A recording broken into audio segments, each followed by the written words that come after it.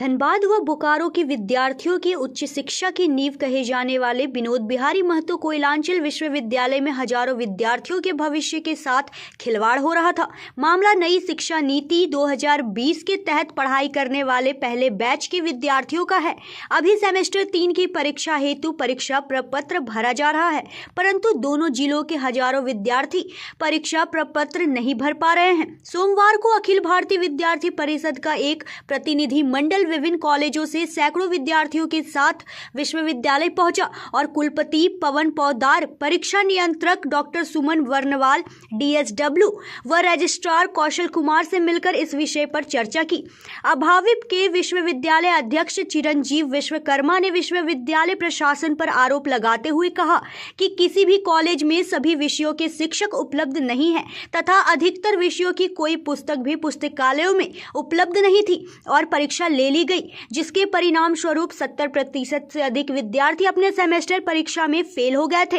अभाविप नेता स्वयं स्वर्ण ने बताया कि नई शिक्षा नीति 2020 के तहत पढ़ाई शुरू हुए एक वर्ष बीत जाने के बाद भी अभी तक FY/UPG के कोर्सेज का रेगुलेशन विश्वविद्यालय प्रशासन के द्वारा जारी नहीं किया गया है, जिस वजह से यह स्थिति उत्पन्न हो गई है कि छात्र छात्राओं को परीक्षा से कुछ दिनों पूर्व पता चलता है कि उन्हें किस विषय की परीक्षा देनी है। मीडिया प्रभारी गोपाल केवट ने कहा कि विश्वविद्यालय व कॉलेजों की गलतियों का परिणाम वहां के विद्यार्थी भुगत रहे हैं, जो कि पूर्णतः गलत है।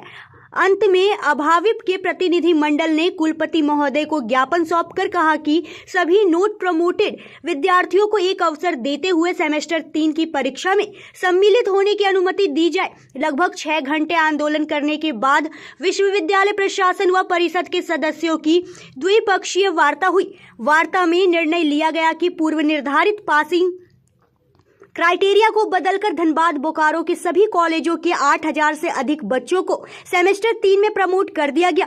यह सूचना मिलते ही सभी छात्र छात्राओं में उमंग व उत्साह भर गया। वह सभी ने मिठाई बांटकर विद्यार्थी परिषद की जीत को मनाया। मौके पर गोपाल केवट, राहुल कर्मकार, अभिषेक साव, सुमित पांडे, केशव झा, अमन शर्मा व विभिन्न कॉलेजों से आए हुए सैकड़ों छात्र छात्राएं उपस्थित थे। धनबाद BBMKU से प्रस्तुत है सहयोगी अनुराग के साथ पंकज सिन्हा की रिपोर्ट।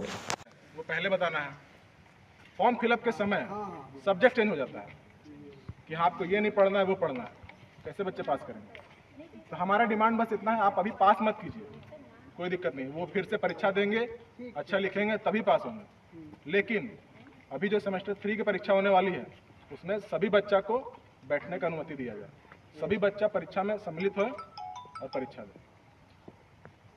बस हम लोग का यही डिमांड है सर, आपसे निवेदन है कि छात्र हित में हम लोग का डिमांड पूरा कीजिए ताकि 13000 बच्चा का साल बर्बाद ना हो।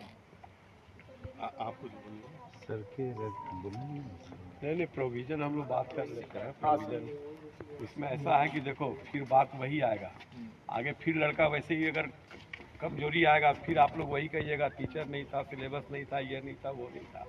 ये सबके सामने ये बात और ये समस्या है और हर जगह है, प्राय कहीं कम है कहीं अधिक है। बिहार झारखंड में हर जगह ये समस्या है। बच्चे इस बात को जानते हुए ही एडमिशन लेते हैं कि भाई हमारे यहाँ इस कॉलेज में इस चीज़ की पढ़ाई होती है, इसकी नहीं होती है, और हम लोग बता भी देते हैं उस समय कि देखो भाई हमारे यहाँ ऐसा ऐसा सिस्टम है। बच्चे लोग से ही उम्मीद करते हैं कि जो कमी है हम मिल कर टीचर से पर्सनली मिल करके दूर करेंगे और अपना व्यक्तिगत भी पढ़ाई करके दूर करेंगे। बच्चे एडमिशन लेते हैं, फिर आप लोग भी जानते हैं कि कितने बच्चे आते हैं और कितने नहीं आते हैं। एग्ज़ाम में ऐसा रिजल्ट होता है तो आप लोग का आरोप लग जाता है इस तरह का विश्वविद्यालय पर, क्योंकि विश्वविद्यालय की कमी है तो आप लोग आरोप लगाएंगे ही। ये तो हो गई तार्किक बातें।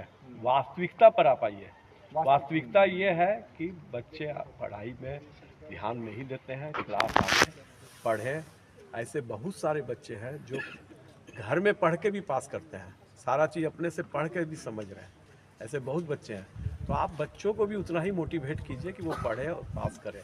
हम लोग आपके हित में जो भी होगा बेस्ट से बेस्ट वो हम लोग भी करेंगे। आप जो चाहते हैं कि सारे बच्चे हो जाए वो तो पॉसिबल नहीं है। पास करने के लिए नहीं कहा जा रहा, नहीं बैठने प्रमोट करने के लिए भी पॉसिबल नहीं है। हम लोग जितना संभव होगा उसमें कोशिश करेंगे। जो नियम है नियमों को हम लोग शिथिल कर सकते हैं, नियमों को खत्म नहीं कर सकते। नियम का बात जैसे आप कर रहे हैं ना, हाँ तो जो सत्र 20-23 था 2020-23 उसमें भी नियम था कि सेमेस्टर 6 में वही बच्चे बैठ सकते हैं जो सेमेस्टर 1 से लेकर 4 तक पास हो, सारा सब्जेक्ट उनका क्लियर हो। लेकिन 20-23 में ऐसा नियम चेंज हुआ था या फिर क्या हुआ था, सेमेस्टर 6 में सभी बच्चे फॉर्म फिलअप किए थे और सभी बच्चे बैठे थे। तो जो चीज़ एक बार हो सकता है वो चीज़ 2 बार भी हो सकता है। बस ये एक मिनट, ये हमारा बात आप ही बोल दिए। हमारा जो बात है आप अपने से ही बोल दिए। ठीक है कि एक बार अगर कर देते हैं तो उसको आप लोग उदाहरण बनाकर फिर हर साल आप आते हैं कि ऐसा कीजिए। ये तो इसका समाधान ये है ना सर, इसका मतलब तो समाधान हम बताते हैं। हाँ। समाधान ये है कि आप कम से कम अभी तक 1 साल बीत चुका है, 2022-26 स्टार्ट हुए, अभी तक FYUGP का कोई रेगुलेशन नहीं बना है। और यदि बना है तो विश्वविद्यालय की वेबसाइट में नहीं आया है। ये सही बात है, ये आप सर से ही पूछ सकते हैं। तो बच्चों को पता ही नहीं है कि क्या पढ़ना है, नहीं, उसके कितने लिए सब्जेक्ट तो है, क्या है, नहीं है। वर्कशॉप किए हैं और हर प्रिंसिपल को बताए हैं। प्रिंसिपल को ये जिम्मेवारी भी दी गई है कि आप जा करके कॉलेज में बतावें।